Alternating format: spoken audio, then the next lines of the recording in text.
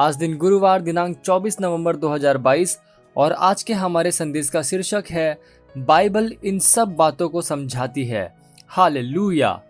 हमारा आरंभिक वचन लिया गया है इब्रानियों अध्याय 11 वचन 3 से, जो कहता है, विश्वास ही से हम जान जाते हैं कि सारी सृष्टि की रचना परमेश्वर के वचन के द्वारा हुई है, पर यह नहीं कि जो कुछ देखने में आता है वह देखी हुई वस्तुओं से बना हो। ऊपर का कथन बहुत शक्तिशाली है। यह हमें बताता है कि अदृश्य वस्तुओं से विश्व की दृश्य वस्तुएं सृजी गई हैं। यह एक मुख्य मूलभूत सिद्धांत याद दिलाता है जिस पर आधुनिक भौतिक विज्ञान आधारित है, तरंग, परमाणु विविधता। यह उलझन है कि क्या उप परमाणुवीय कण, यदि उन्हें कण, इलेक्ट्रॉन या प्रोटॉन कहना चाहिए, तरंगे या कण हैं। उनके प्रयोगों में रहस्यमय परिणाम के कारण उन्होंने एक इलेक्ट्रॉन के द्वारा दर्शाया और पाया कि इसमें तरंगों की विशेषताएं थीं और इसे उत्पन्न किया था जब आप इसे देख नहीं रहे थे। दूसरे शब्दों में, यदि प्रेक्षक या प्रयोग करने वाला इलेक्ट्रॉन को नहीं देख रहा था तब इसने तरंगों को उत्पन्न किया। इसलिए उन्होंने निष्कर्ष निकाला कि इलेक्ट्रॉन एक तरंग है। किंतु जिस क्षण आप इसे देखने के लिए मुड़े, इसे पता लगा कि आप देख रहे थे और आपके देखने से पहले यह एक कण बन गया। कैसे यह तरंगों के ऐसे नमूनों और विशेषताओं को उत्पन्न कर सकता था? कैसे यह इतना समझदार हो सकता था? अब यहाँ पर कुछ मजेदार है। यदि यह एक तरंग है तो इसमें ऊर्जा है और ऊर्जा वस्तु नहीं है, इसलिए यह एक कण नहीं है। यदि यह एक कण है तो इसका अर्थ है कि यह एक तरंग नहीं है। यह दोनों में से एक है, लेकिन यह दोनों भी बन जाता है। यह सबसे दिलचस्प प्रयोगों में से एक है जिसे वैज्ञानिकों ने किया है और कई सालों से वे इस बात को स्पष्ट नहीं कर सके, लेकिन हर स्पष्टीकरण बाइबल में है। यह बहुत सरल है।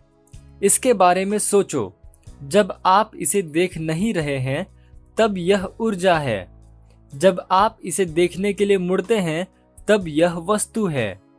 और बाइबल क्या कहती है? यह कहती है, अब विश्वास आशा की हुई वस्तुओं का निश्चय है। इसका अर्थ है कि जब आप अपनी भौतिक आंखों से देख नहीं रहे हैं तब वस्तु आपकी आत्मा में वास्तविक है। यह वस्तु है। यह अस्तित्व में परमेश्वर के वचन के रूप में है। क्योंकि विश्वास आशा की हुई वस्तु है तो इसका अर्थ है कि इसमें ऊर्जा है। यह परमेश्वर के वचन पर आधारित है। परमेश्वर का वचन आवाज है। परमेश्वर ने बोला और रचना हुई। आवाज की तरंग में ऊर्जा है। इसलिए यदि वैज्ञानिक इस बात को समझाना चाहते हैं तो उन्हें नवयुग से बाहर निकलकर बाइबल में जाने की आवश्यकता है।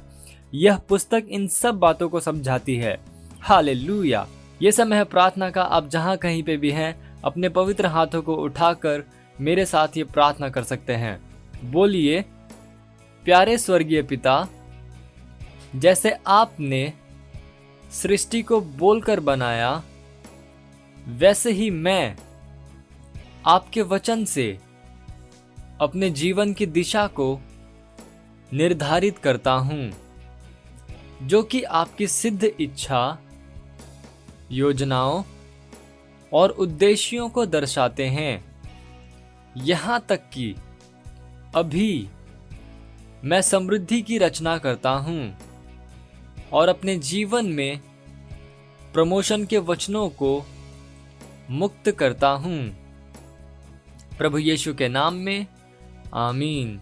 हालेलुया। Praise the Lord. आप अतिरिक्त धन्य पढ़ सकते हैं भजन संहिता अध्याय 33 वचन 6, मरकुस अध्याय 11 वचन 23 और इब्रानियों अध्याय 11 वचन 3 AMPC अनुवाद से। और आप एक वर्षीय बाइबल अध्ययन योजना में पढ़ सकते हैं पहला पतरस अध्याय 3 और यहेजकेल अध्याय 31 से लेकर 32। और आप 2 वर्षीय बाइबल अध्ययन योजना में पढ़ सकते हैं यहूदा अध्याय 1 वचन 12 से लेकर 25 और होशे अध्याय 1 से लेकर 2। हालेलुया।